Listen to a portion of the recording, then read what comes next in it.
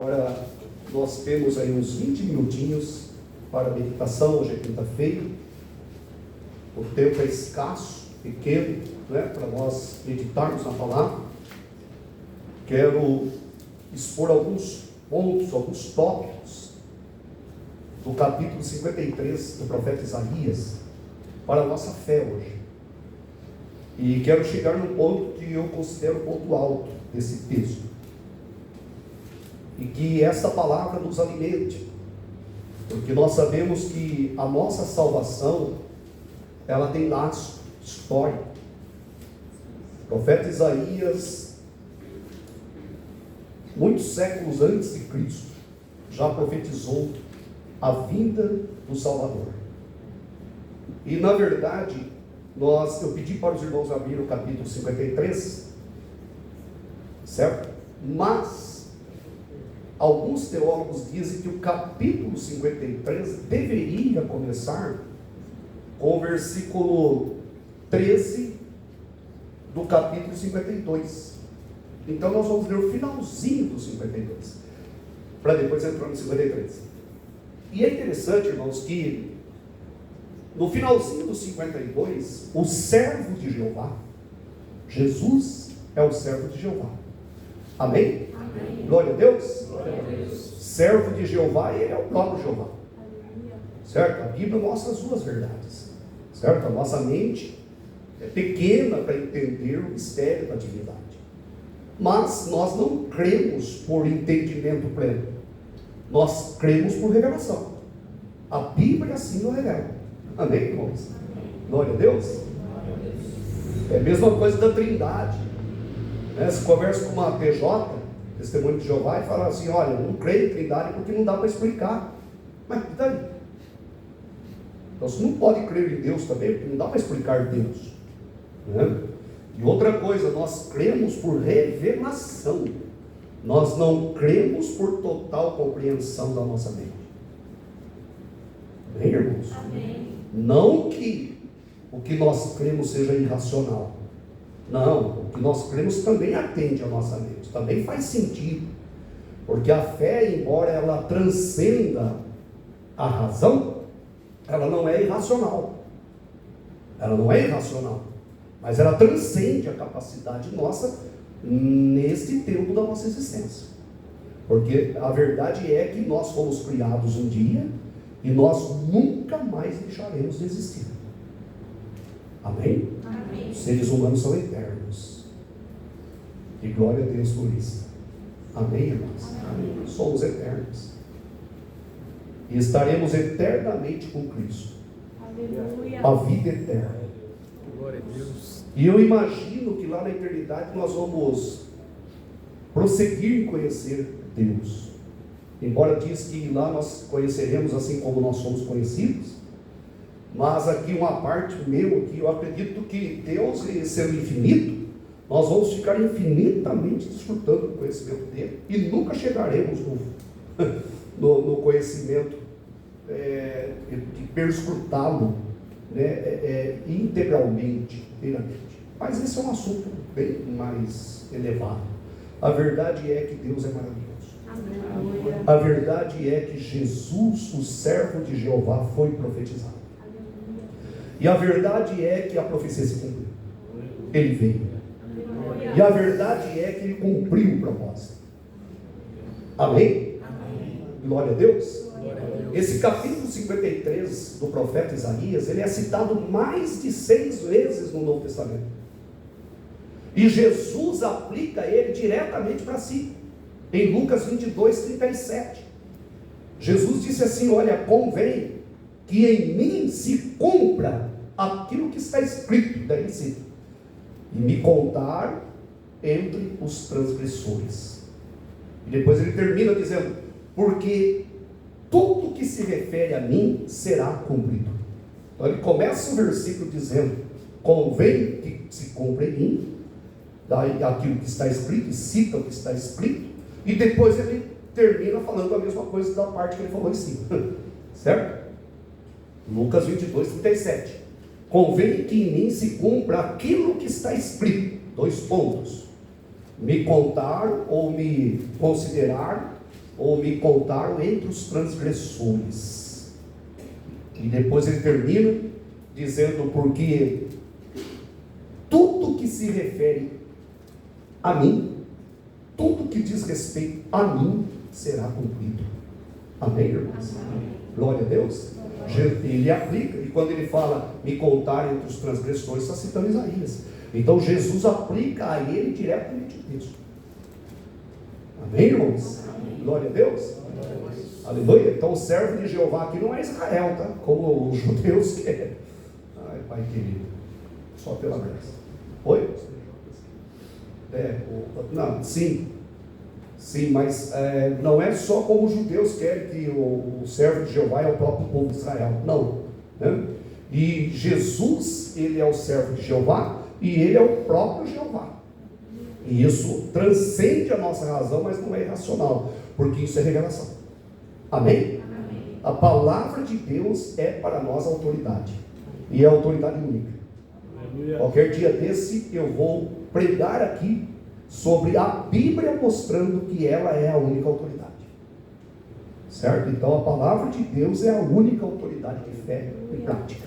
A sua fé deve estar nas Escrituras Sagradas, e quem pregar, pregue segundo as Escrituras, porque todo pregador dará conta daquilo que ele prega.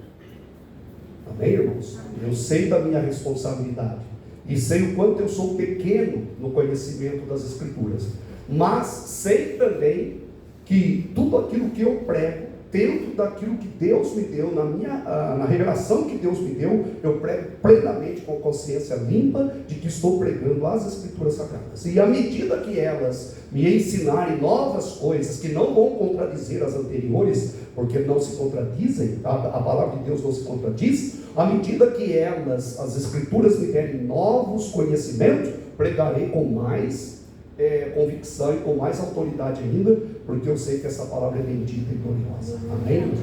Amém. Glória a Deus. Então o capítulo 52, lá no finalzinho, versículo 13, diz assim: eis que o meu servo operará com prudência, será engrandecido e elevado e muito sublime, como pasmaram muitos à vista dele, pois a sua aparência estava tão desfigurada, mais do que o de outro qualquer, e a sua figura mais do que a de outros filhos dos homens. Assim borrifará muitas nações, e os reis fecharão a boca por causa dele, porque aquilo que não lhes foi anunciado verão, e aquilo que eles não ouviram entenderão. Quem deu crédito à nossa pregação? E a quem se manifestou o braço do Senhor?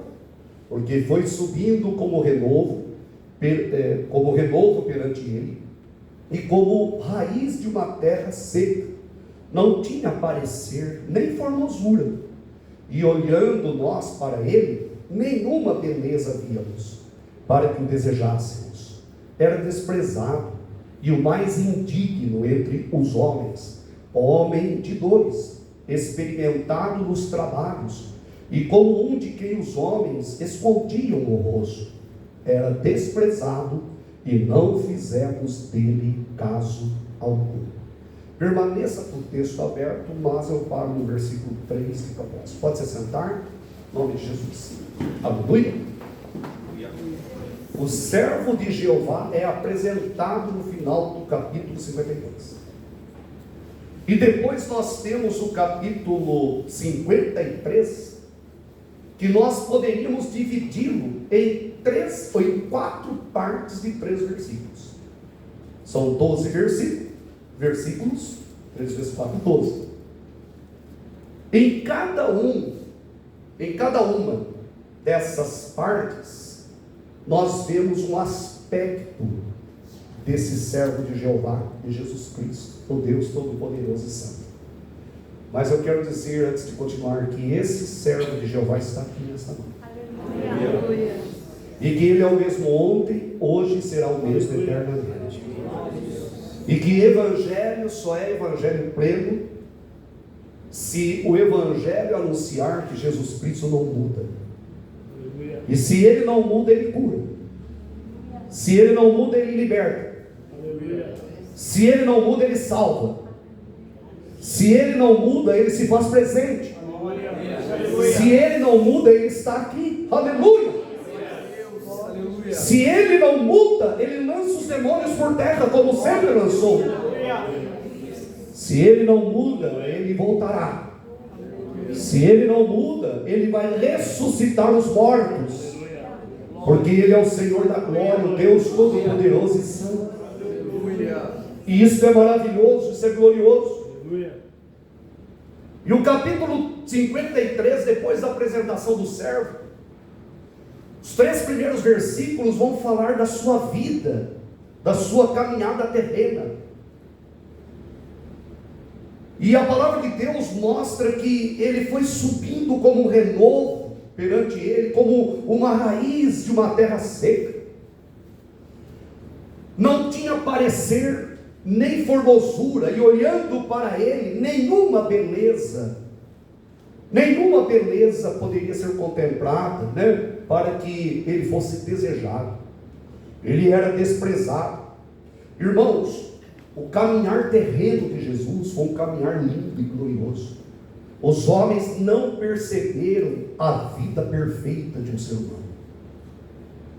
A terra nunca tinha tido um homem perfeito palmilhando sobre ela.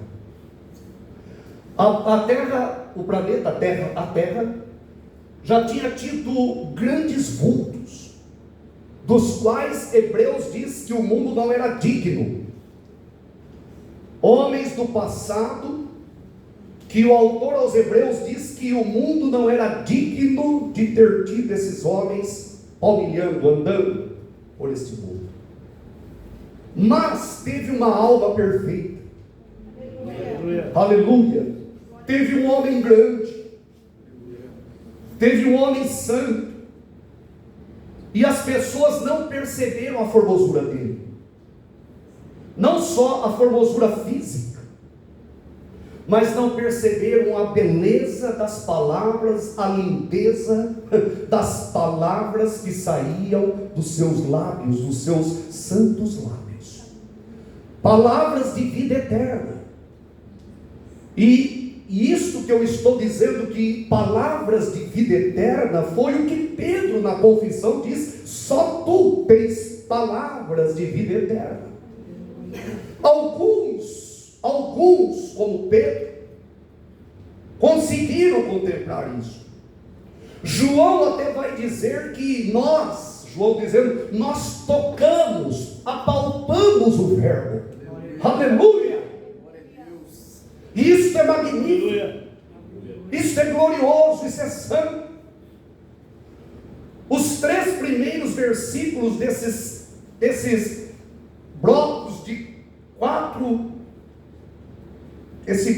blocos de Isaías, os 3 primeiros versículos mostram sobre a sua vida terrena, o seu caminhar terreno, a sua jornada terrena, e mostra a beleza, a lindeza, a grandeza do seu caminhar. Diz que ele foi como uma raiz de uma terra seca. Jesus, a sua origem humana foi simples, e também foi num momento árido, um momento de sequidão espiritual, um momento em que a Bíblia Sagrada diz que o povo estava em trevas, e de repente viu uma grande luz. Jesus nasceu para dar vida eterna. Jesus nasceu para desfazer as forças de Satanás. Jesus nasceu para dar esperança para a humanidade. Jesus nasceu para dar vida eterna àqueles que nele creem. Jesus é o Senhor da glória, o Deus da vida. Aleluia. É o Senhor bendito e glorioso. É o mais lindo entre os milhares, a rosa de Saron, o lírio dos vales, o Senhor Deus Todo-Poderoso. Mas a sua vida terrena, o profeta Isaías profetiza que seria uma vida que as pessoas não dariam crédito. Sua pregação começa dizendo quem deu crédito. Porque no primeiro nos primeiros 3 versículos, já começa dizendo quem deu crédito. Não vemos nele formosura alguma, ele era desprezado, e o mais indigno entre os homens, homens de dores, experimentado nos trabalhos, e como um de quem os homens escondiam o rosto. Era desprezado, e não fizemos dele caso algum. Uma vida linda, uma vida perfeita, essa seria a caminhada terrena do servo de Jeová. Amém? Amém. Glória a Deus. Glória a Deus. E a palavra de Deus diz que aquele que diz estar nele deve andar assim como ele andou. Você está nele? Amém? Amém? Amém. Aquele que diz estar nele deve andar assim como ele andou. O profeta Isaías vai continuando. Na primeira parte ele fala então desta vida terrena dele, do seu palmilhar sobre este mundo. E como eu disse que há muitos cultos no Antigo Testamento, dos quais Hebreus diz que o mundo não era digno de ter tido esses homens andando por esse mundo. A verdade é que a alma maior, a alma perfeita, o ser humano santo, perfeito, o Cordeiro imaculado andou sobre essa terra. Nunca houve nos seus lábios uma palavra de engano. Nunca houve nos seus olhos uma malícia. Nunca houve no seu coração a não ser o desejo de obedecer ao Pai. Nunca houve no seu propósito outro propósito a não ser resgatar a alma humana. Nunca houve outro propósito de batalha a não ser batalhar contra o pecado e vencê-lo. E vencer a Satanás, os principados e as potestades. E ele cumpriu isso fielmente. Ele foi vitorioso, ele batalhou, ele caminhou desta forma. Mas o capítulo ele vai se dividindo. E depois os outros 3 versículos vão mostrar o seu sofrimento como substituto. Seu sofrimento como substituto. E depois a outra parte, que é a terceira parte, de 3 versículos, vai mostrar a sua morte e o seu sepultamento. E daí tem a quarta e mais gloriosa parte. Os irmãos estão comigo, irmãos? Amém? Amém? Amém. Eu já citei a primeira, a sua vida terrena ser igual. Mas depois, os próximos 3 versículos, o 4, 5 e o 6, vão falar sobre o seu sofrimento como substituto. Não foi sofrimento pelos seus pecados, mas os seus sofrimentos como substituto. Sofreu o nosso pecado. O castigo que nos trouxe a paz estava sobre ele. Aleluia. E depois, não se preocupe em encontrar essas coisas agora aí. Nós vamos daqui a pouco voltar nelas. Mas, apenas fixe na sua mente isso.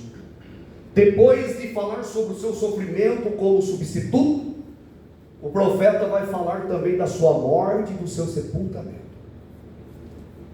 Mas depois, nos 3 últimos versículos, ele vai falar do triunfo do servo de Jeová. Porque no final ele triunfa vitoriosamente. Aleluia. Aleluia. Então nós vemos que a primeira parte já exploramos a beleza de uma alma santa. Palavras benditas. Lindeza de vida. Pureza. Eu já citei e gosto de citar, eu vou citar novamente, quando João diz, nós tocamos o verbo. Irmãos, vocês já pararam para pensar, se você vivesse na época de Jesus, como seria maravilhoso? Poder como João reclinar no seu peito, discípulo amado, poder abraçar ao Senhor Jesus, poder tocar, poder olhar nos olhos dele. Obviamente que os discípulos, eles não tinham ainda toda a compreensão da divindade daquele moço. Eles vão entendendo isso. A revelação é progressiva. Progressiva, mas conclusiva. Amém, irmãos? Tá certo? Porque o testemunho de Jeová é assim, né? O testemunho de Jeová, eles falam uma coisa numa época, depois eles falam outra, totalmente contrário, depois você questiona e fala, não, isso é revelação progressiva.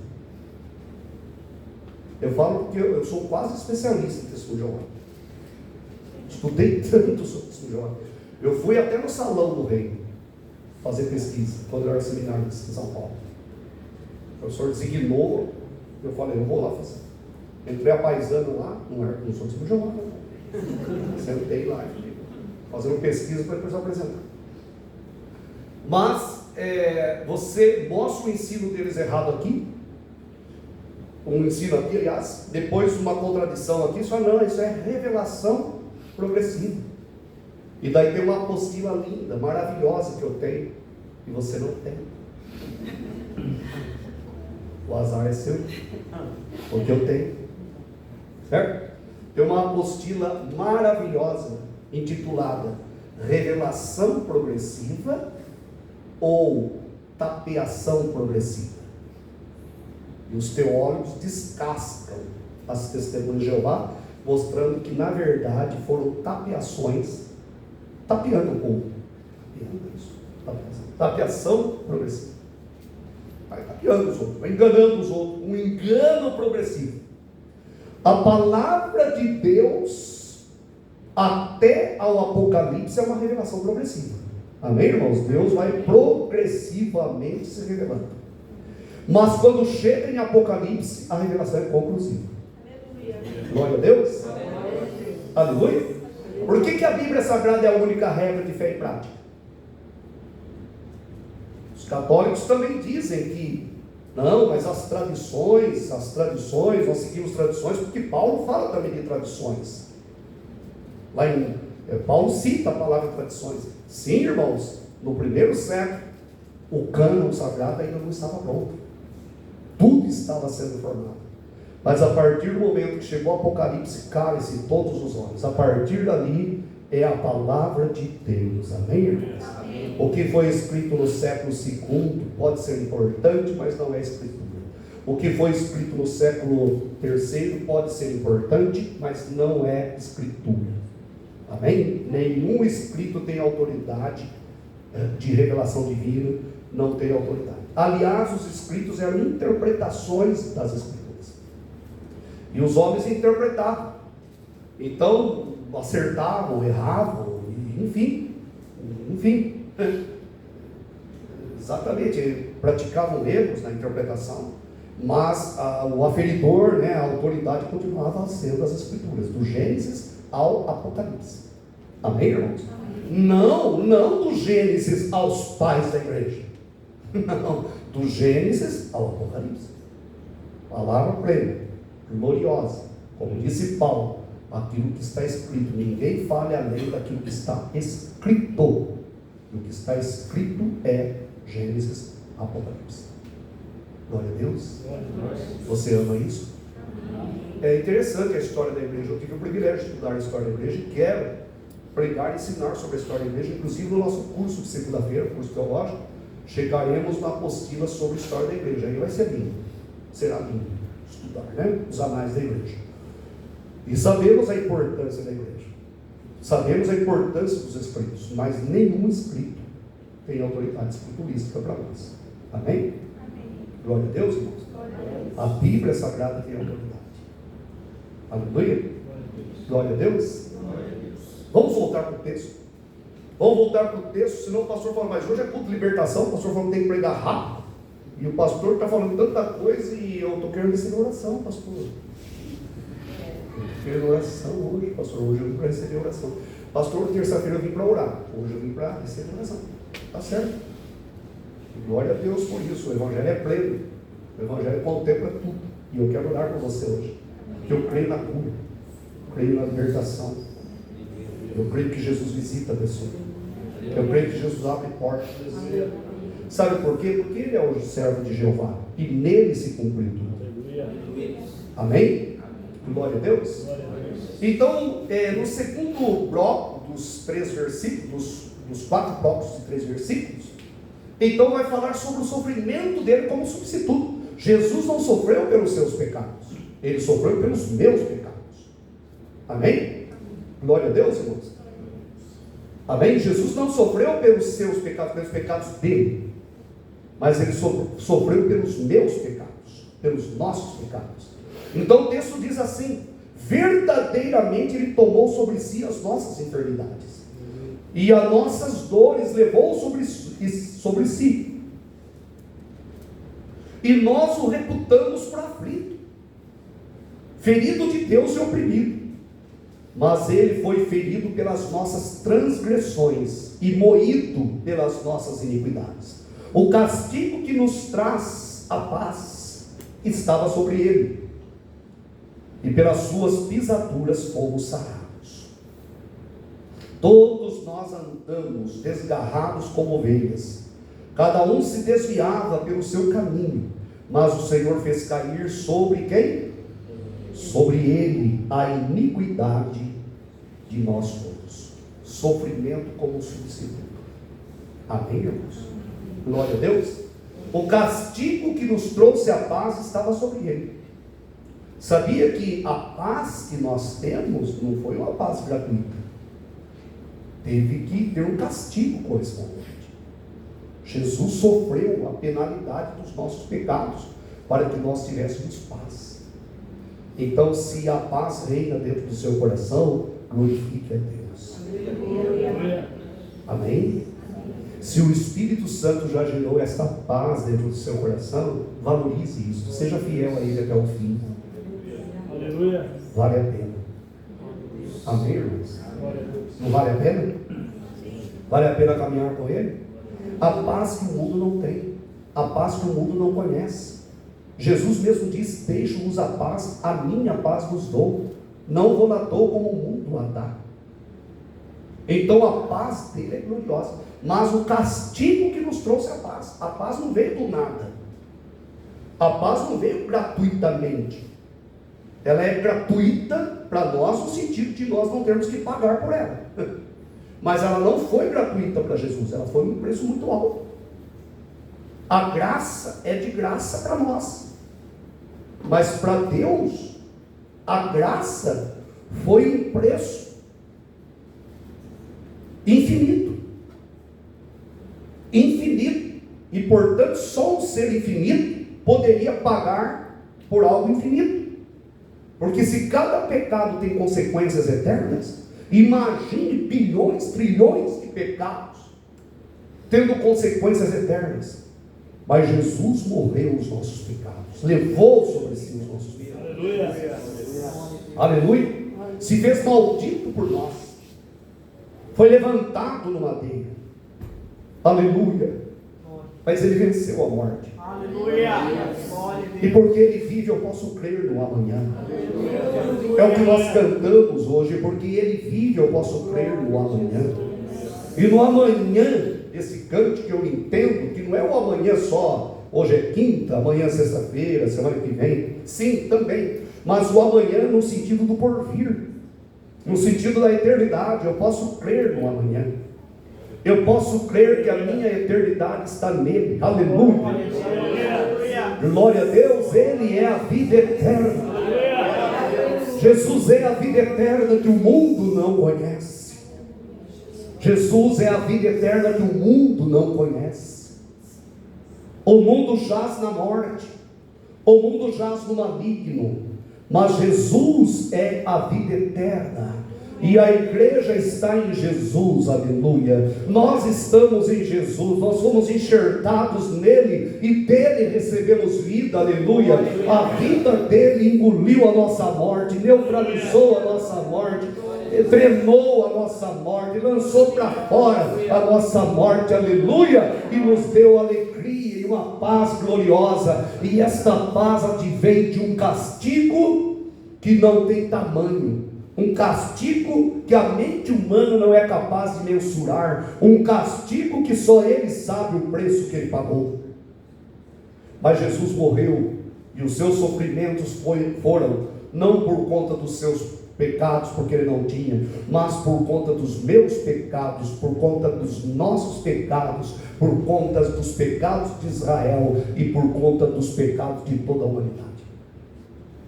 Mas nos próximos 3 versículos vai falar sobre a sua morte e também o seu sepultamento. E a palavra de Deus diz que ele foi oprimido, mas não abriu a sua boca. É a morte dele. Como um cordeiro foi levado para o matadouro. Está falando da morte dele, amém, irmãos? Amém. Glória a Deus. E como a ovelha muda perante os seus tosqueadores, ele não abriu a boca. Glória a Deus. Jesus foi levado como a ovelha muda para o matadouro. Só que quando ele vier, ele virá como leão da tribo de Judá. Amém? Às vezes as pessoas lá fora, as pessoas que não conhecem a Bíblia, é difícil, As pessoas perguntam assim, se Jesus viesse hoje aqui, voltasse, aí as pessoas falam, se voltasse, iam fazer o mesmo que fizeram com ele da primeira vez. Isso é um homem natural, que não entende nada, porque na verdade é que ele veio para ser levado para o matadouro como uma ovelha muda, mas quando ele vier, ele virá como leão da tribo de Judá.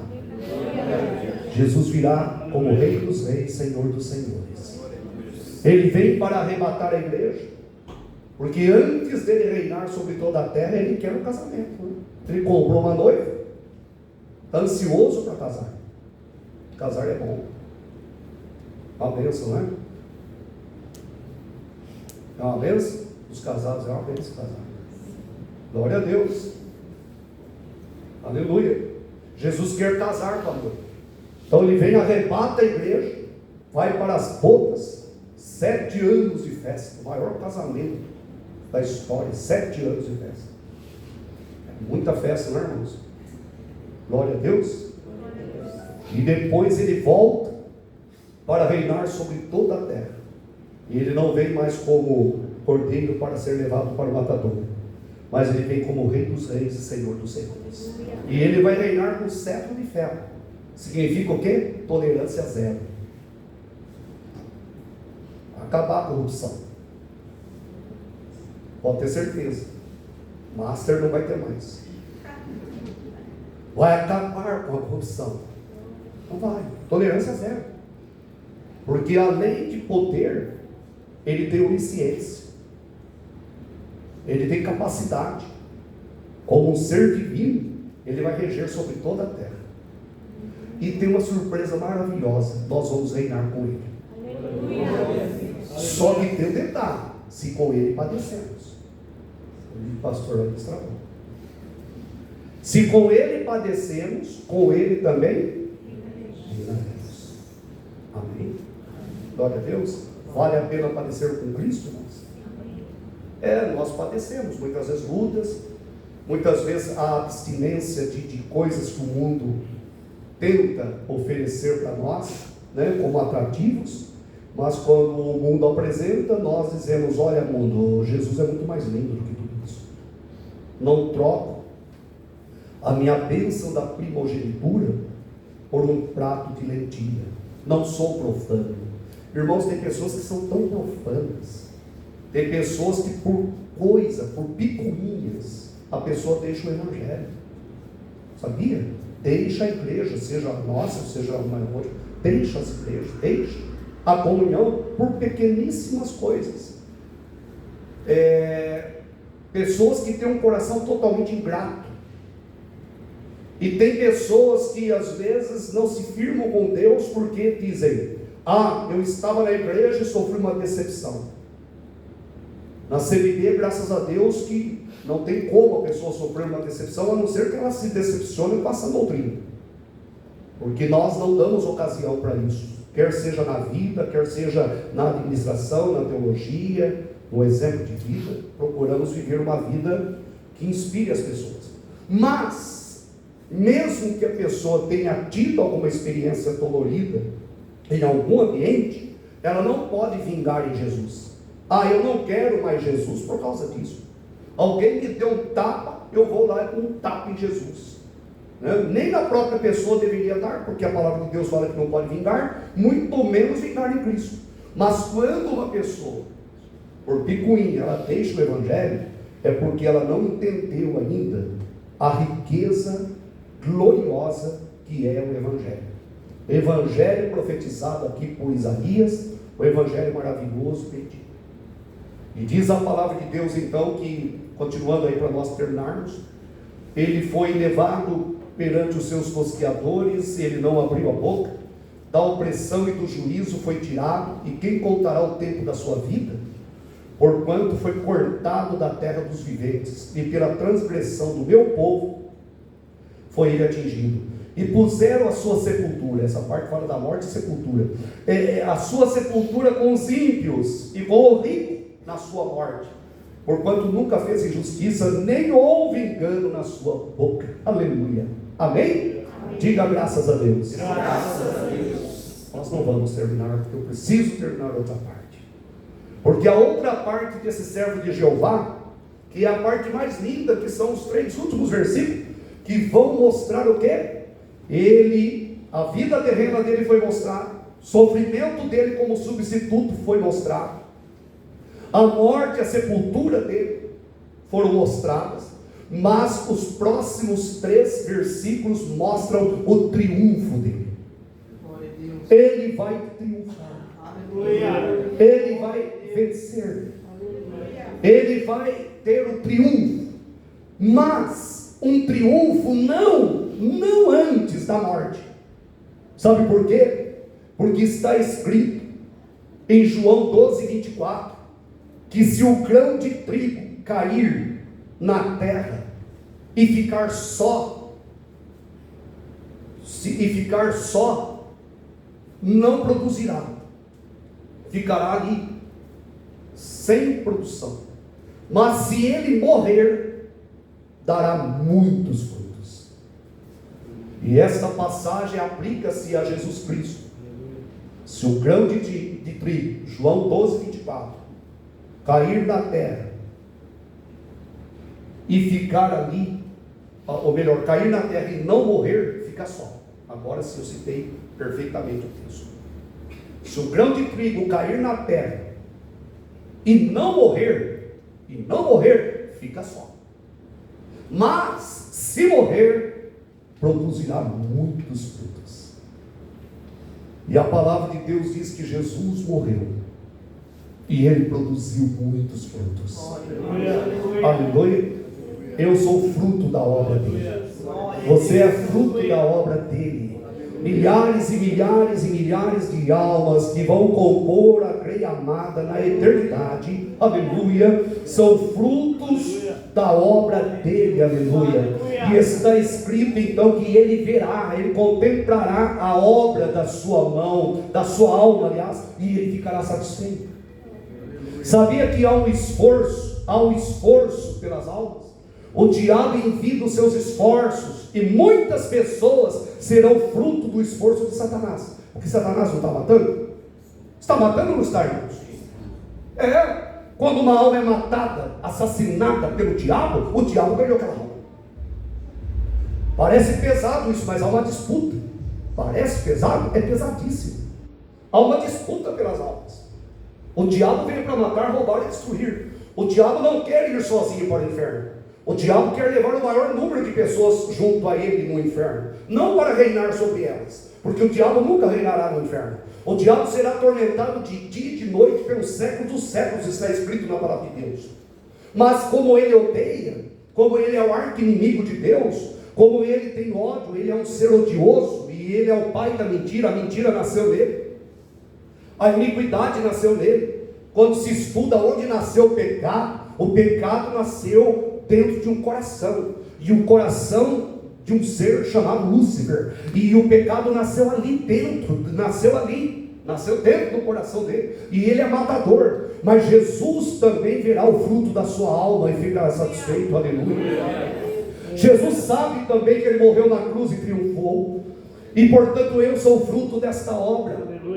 Você é fruto desta obra. A sua alma na eternidade é resultado daquilo que Cristo fez por você. Irmãos, diz o texto, todavia, Preste bem atenção no versículo 10. Eu disse no início da mensagem, não lembro exatamente agora com que palavras, mas eu disse que eu gostaria de chegar num ponto que eu considero o ponto alto. E se eu disse com outras palavras, inclusive está sendo gravado, mas se eu disse com outras palavras, ouvindo depois você saberá. Ou você está talvez até sabendo, só que eu agora estou tentando buscar na minha memória. Mas o ponto alto é o versículo 10. Todavia, ao Senhor agradou o morrê-lo, fazendo-o enfermar, quando a sua alma se puser por expiação do pecado. Verá a sua posteridade, prolongará os dias, e o bom prazer do Senhor prosperará na sua mão. O trabalho da sua alma ele verá. Aleluia, você é trabalho da alma dele. Aleluia. E ficará o quê? Insatisfeito. Jesus vai ficar insatisfeito? Satisfeito. Com o seu conhecimento, o meu servo de Jeová, o justo justificará muitos, porque as iniquidades deles levará sobre si. Pelo que lhe darei a parte de muitos, e com os poderosos repartirá ele o despojo. Porquanto derramou a sua alma na morte, e foi contado com os transgressores. É o que eu citei, de Lucas 22, 37. Mas ele levou sobre si o pecado de muitos, e pelos transgressores intercedeu. Irmãos, versículo 10. Naquele momento, preste bem atenção nisso, naquele momento solene, aquele momento triste, aquele momento da cruz do Calvário, naquele momento, Isaías está dizendo que aprove a Deus moer. Ali foi o momento de ele ser moído. Naquele momento, na cruz do Calvário, aquele momento triste, solene, tenebroso, deprimente, naquele momento, Deus lançou sobre Jesus o pecado ou os pecados de Israel. E não só de Israel, mas os meus pecados e os seus pecados. E Deus recebeu dele, de Jesus, o pagamento da conta toda. Aleluia. Aleluia. Ele pagou toda a conta. Deus recebeu, ele pagou para Deus. Ele pagou para satisfazer e para atender a santidade infinita do Deus Todo-Poderoso. Porque Deus não coaduna com o pecado. Deus não aceita o pecado. Era impossível, o ser humano jamais poderia estar diante do Altíssimo, nunca mais. Eternamente separado de Deus, eternamente separado da divindade, da eternidade com Deus, porque a santidade de Deus, ela repudia, ela expurga, ela rechaça o pecador, mas Deus recebeu de Jesus o pagamento de toda a conta. Aleluia. Ele pagou. Aleluia. Deus permitiu aos homens crucificá-lo e fez da alma dele uma oferta pelos pecados. Deus fez da alma do Senhor Jesus, na cruz do Calvário, uma oferta pelo pecado. É isto que está escrito: todavia ao Senhor agradou moê-lo, fazendo-o enfermar, quando a sua alma se puser por expiação.